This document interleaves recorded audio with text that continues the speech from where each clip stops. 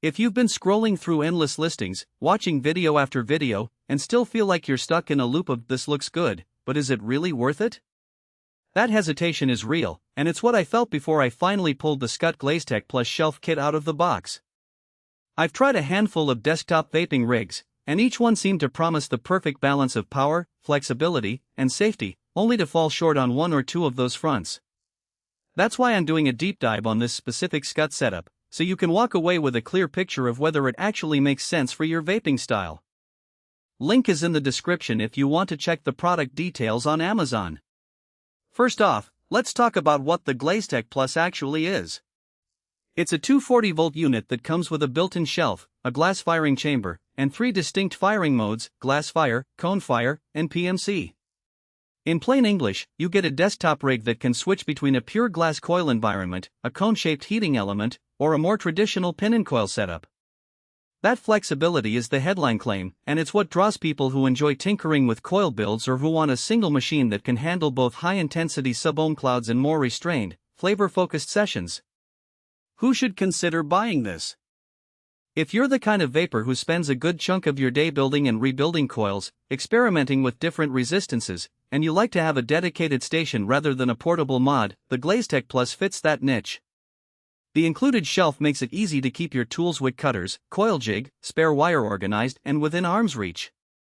The glass firing mode is a big plus for people who swear by the purity of a glass heating surface. It reduces metal contact and can translate to cleaner flavor, especially when you're using delicate juice blends. The cone fire mode, on the other hand, is built for those who like the rapid heat up and consistent temperature control that a conical heating element provides. And if you're still attached to the classic pin and coil approach, the PMC mode lets you use standard pins without having to buy a separate device. Now, who should skip this rig?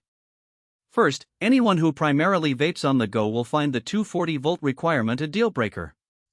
This is a desktop machine meant to stay plugged into a wall outlet, so it's not something you'll be able to toss into a backpack. Second, if you're new to vaping or you haven't yet explored coil building beyond the basic rebuildable atomizer, the learning curve might feel steep. The 3 firing modes each have their own quirks. Glass needs careful cleaning to avoid residue, cone requires precise temperature settings to avoid scorching, and PMC demands proper pin alignment. Without a baseline comfort level with these variables, you could end up frustrated more often than you're satisfied. Let's break down the practical strengths. The biggest win for me was the versatility of the 3 modes in a single chassis. I spent a weekend testing a 0.15 ohm mesh coil in glass fire mode, and the cloud output was massive with surprisingly little burnt taste, something I usually only see with high-end box mods. Switching to cone fire for a 0.6 ohm stainless steel coil gave me a smoother, more controlled hit that lasted longer between rebuilds. The fact that you can just flip a switch and get a completely different heating profile without swapping hardware saves both time and money. Another solid point is the shelf itself. It's sturdy enough to hold a decent-sized bottle of e-juice, a set of tweezers, and a coil jig without wobbling, which keeps your workspace tidy, a small thing that matters when you're spending an hour or more fine-tuning a build.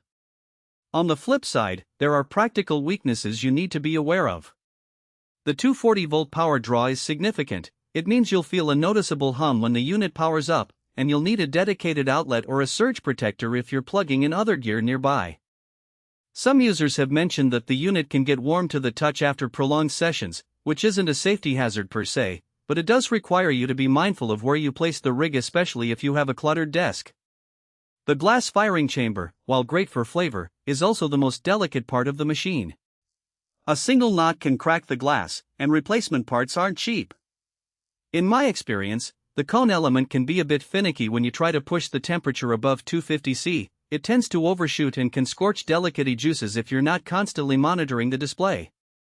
Finally, the PMC mode feels a little underpowered compared to dedicated pin and coil mods, so if you're after massive wattage for intense sub-ohm clouds, you'll notice the difference. Real-world use cases help put these pros and cons into perspective. I run a small vape lounge on weekends, and the GLAZETECH Plus became the go-to demo unit for newcomers who want to see the difference.